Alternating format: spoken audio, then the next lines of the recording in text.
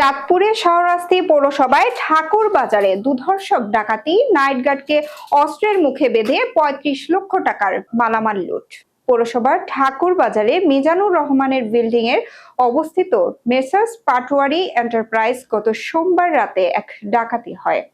প্রতিষ্ঠানটি আবুল খায়ের টোবাকো কোম্পানির অনুমোদিত ডিস্ট্রিবিউটর। প্রতিষ্ঠানটির স্বত্বাধিকারী এমরান হোসেন পাটোয়ারি জানান, তার প্রতিষ্ঠান থেকে প্রায় ৩৫ লক্ষ টাকা টোবাকো সামগ্রী লুট করে নিয়ে যায় ডাকাত দল। ঘটনার সময় তিনি পারিবারিক কাজে ঢাকায় অবস্থান করছিলেন। রাত আনুমানিক ৩টার দিকে ম্যানেজার মোহাম্মদ ইয়াকুব আলী তাকে ফোনে ডাকাতির খবর দেন।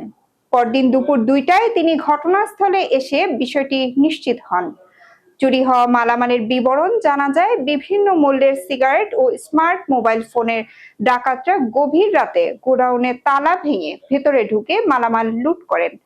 এ সময় বাজারের নৈশ প্রহরী মাসুদ আলম ও দেলোয়ারকে অস্ত্রের মুখে বেঁধে ফেলে ডাকাতরা। প্রত্যক্ষদর্শীরা জানান, ডাকাতের মধ্যে কারো মুখে ছিল কালো মাস্ক, আবার কেউ ছিল খোলা মুখে। তাদের বয়স ২০ থেকে ৪৫ বছর এবং স্থানীয় ভাষায় কথা বলছিল, যা চাঁদপুর, কুমিল্লা, নোয়াখালী ও চট্টগ্রাম অঞ্চলের হতে পারে।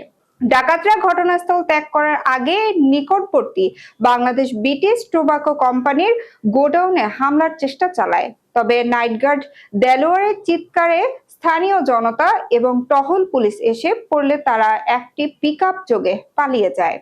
এ বিষয়ে বাজার কমিটির সাধারণ সম্পাদক মোহাম্মদ নাজির হোসেন পাটোয়ারি জানান, তিনি রাতে শাহরাস্তি থানার ওসিকে কল করলে ওসি মোহাম্মদ আবুল বাশার মাত্র ১০ মিনিটের মধ্যে ঘটনাস্থলে পৌঁছান।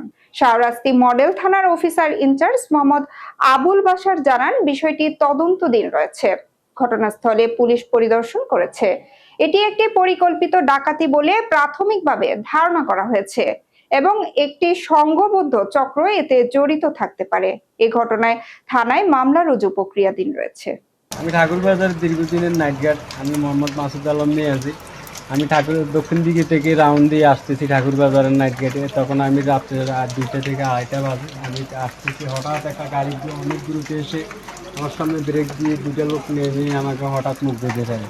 মুখ বেঁধে আমাকে সৈকত ট্রেডার্সের আলমারি বানায়, ওখানে চিপার মধ্যে ঢুকে আমার গায়ের গেঞ্জি খুলে ওরা আমার হাত বেঁধে ফেলে এবং আমার একটা মুখ বেঁধে ফেলে আর একটা কাপড় দিয়ে বেঁধে ওরা আমাদের দুজনে ধরে রাখছে, ছুরি দিয়ে ঠেকাই রাখছে।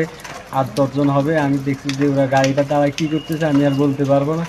পরে আমি ওরা যেন দুজন সামনের দিকে একটু আগে আসছে, আমি জীবনটা বাঁচি আবার দক্ষিণ দিকে দৌড় দিয়ে তেল হারুনদের বাড়িতে যাই। আমি ওদেরকে উঠাইলাম, ওদেরকে উঠাই ওদের মাধ্যমে ওরা দেখলো ভিডিও করে রাখছে আমার ছবি।